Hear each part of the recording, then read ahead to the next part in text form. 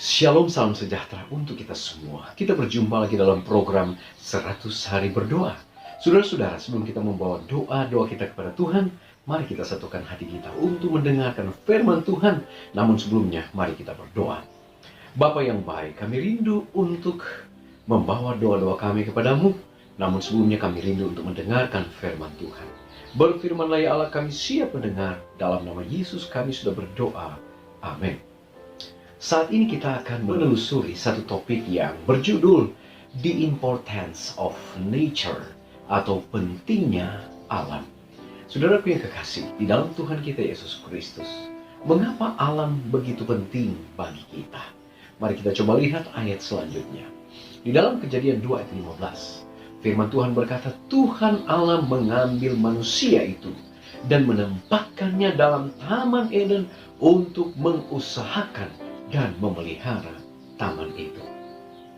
Dua hal yang Tuhan berikan kepada manusia pertama, yaitu Adam dan Hawa. Saat mana Allah menciptakan mereka, Tuhan menempatkannya mereka di Taman Eden.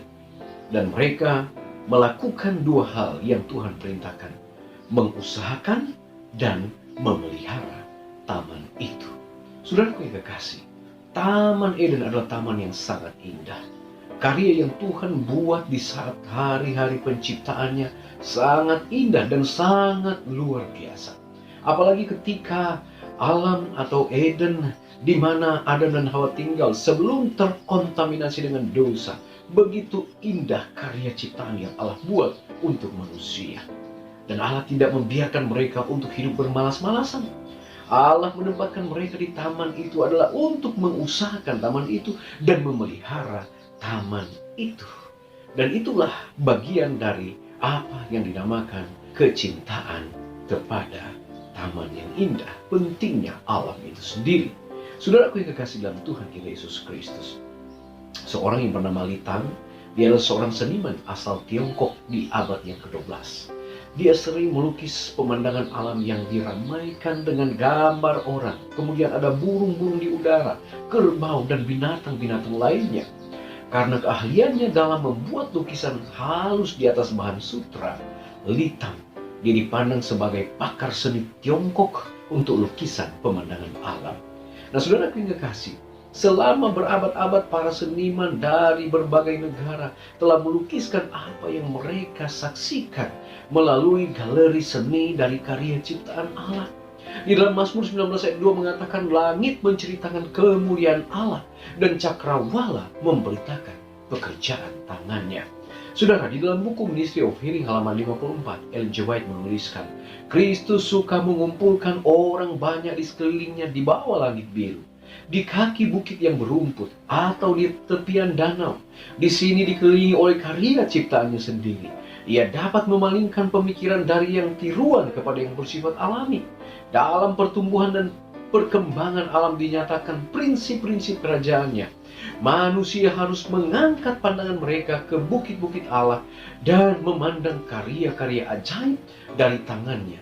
Dan mereka dapat mempelajari pelajaran kebenaran ilahi yang berharga. Saudaraku yang kekasih, alam ciptaan Allah itu mencerminkan akan kasih dan kemuliaan Allah. Dari alam kita bisa belajar tentang bagaimana keindahan ciptaannya untuk dinikmati oleh manusia. Saudaraku yang kekasih dalam Tuhan kita Yesus Kristus, mayoritas populasi dunia sekarang ini tinggal di kota dan permukiman perkotaan yang sangat padat, dikelilingi oleh buatan manusia. Struktur buatan, udara yang tercemar, dibombardir dengan kebisingan, dan sulit untuk memiliki waktu yang tenang dalam merenungkan kasih Allah dan menikmati karya ciptaannya yang menakjubkan. Ingatlah saudara-saudara, menghabiskan waktu di alam menyegarkan tubuh dan pikiran kita. Yang menjadi pertanyaan bagi kita saat ini, berapa banyak waktu yang Anda habiskan di lingkungan buatan atau melihat konten digital? Sementara di luar sana, Allah telah menciptakan karya-karya indah yang memberikan satu cerminan bagaimana kasih Allah kepada manusia. Seberapa sering Anda meluangkan waktu untuk menghargai ciptaan Allah, Mengapa tidak membuat satu poin penting saat ini untuk menjadwalkan waktu reguler di alam untuk berkomunikasi dengan Tuhan dan belajar dari alam akan pelajaran-pelajaran rohani yang indah? Saudaraku yang kekasih, Mazmur 19 ayat 2 berkata, langit menceritakan kemuliaan Allah dan cakrawala memberitakan pekerjaan tangannya. Allah telah memilih para seniman yang bekerja dengan bahan kayu, emas, perak, tembaga, dan batu permata untuk menciptakan segala perabotan, perkakas, mezbah, dan pakaian yang digunakan oleh bangsa Israel kuno dalam ibadah kepadanya di dalam kemah pertemuan. Karya seni yang melukiskan realitas rohani itu berperan sebagai petunjuk dan pedoman bagi para imam dan umat dalam ibadah mereka kepada Tuhan yang telah memanggil mereka menjadi umat pilihannya.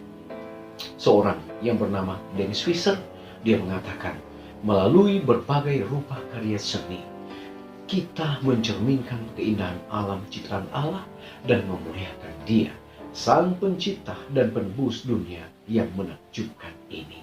Saudaraku yang kekasih, karya ciptaan Allah yang terindah itu adalah karya yang Tuhan buat untuk saudara dan saya, agar kita bisa menyelami betapa besar kasih Allah untuk manusia, sehingga Dia menciptakan sesuatu yang sangat indah untuk dinikmati oleh manusia, sehingga kita boleh memiliki hubungan yang lebih akrab dengan Tuhan kita.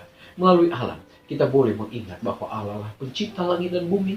Melalui alam, kita boleh mengingat bahwa Allah lah seniman yang terbesar yang telah memberikan yang terbaik untuk kita nikmati. Melalui alam, kita bisa merasakan akan bagaimana satu berkat yang terindah yang kita bisa nikmati untuk kebahagiaan kita manusia. Kiranya Tuhan memberkati kita. Saya berdoa dalam nama Yesus. Amin. Saudaraku yang kekasih, kita akan datang pada doa saat ini. Kita akan berdoa agar mata yang Tuhan ciptakan bagi kita bisa melihat pelajaran-pelajaran rohani di alam. Kita berdoa agar Allah menunjukkan kepada kita cara untuk menghabiskan lebih banyak waktu dengannya melalui alam ciptaannya.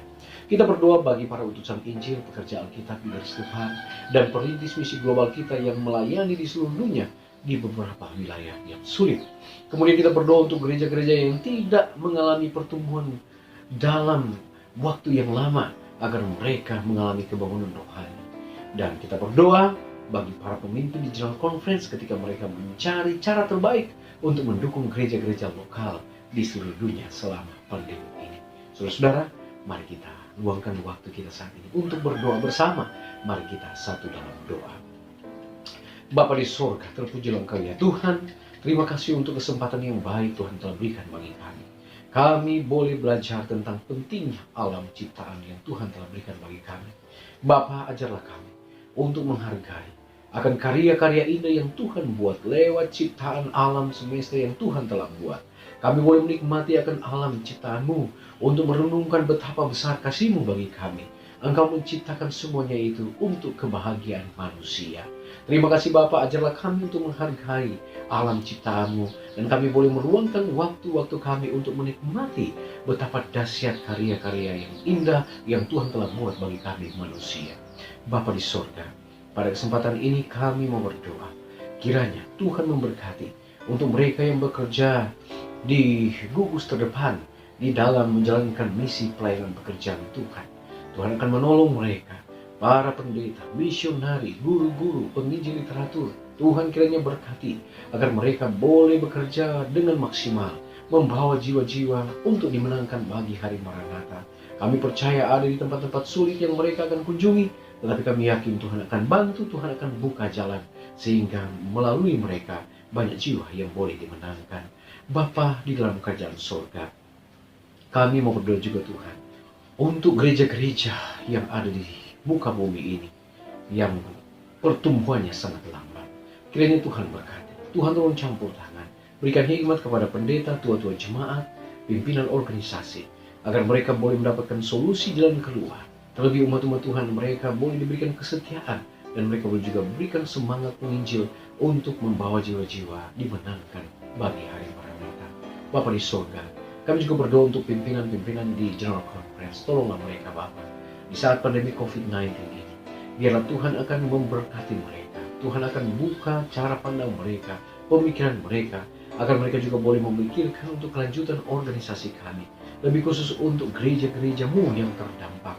Biarlah Tuhan akan campur tangan, sehingga dari pimpinan General Conference boleh melihat dan boleh mengatur akan satu cara yang terbaik, tentunya atas tuntunan Tuhan, sehingga gereja-gereja Tuhan yang ada boleh terus bertahan, boleh berkembang walaupun dalam situasi pandemi COVID-19 ini. Tuhan, kami terus berdoa, biarlah COVID-19 akan segera berakhir. Kami sudah lelah menghadapi situasi ini, namun kami yakin di balik semua ini ada maksud Tuhan untuk kami manusia, untuk selalu berserah, berharap, dan setia kepada Tuhan. Terima kasih Bapa, ini menjadi doa dan permohonan kami. Ampuni dosa kami, dalam nama Yesus kami sudah berdoa. Amin. Umat-umat Tuhan, pertemuan kita saat ini telah selesai. Kita akan jumpa lagi pada besok hari. Mari berdoa, kita tidak berdoa sendirian. Tuhan Yesus memberkati kita.